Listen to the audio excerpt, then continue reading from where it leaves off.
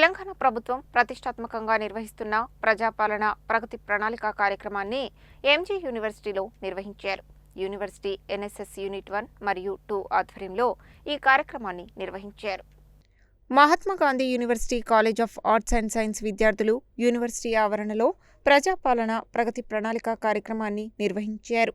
ఈ కార్యక్రమంలో భాగంగా యూనివర్సిటీ ఆర్ట్స్ కళాశాల ప్రాంగణంలో ప్లాస్టిక్ వ్యర్థాలను మరియు చెత్తను తొలగించి కళాశాల ప్రాంగణాన్ని పరిశుభ్రం చేశారు.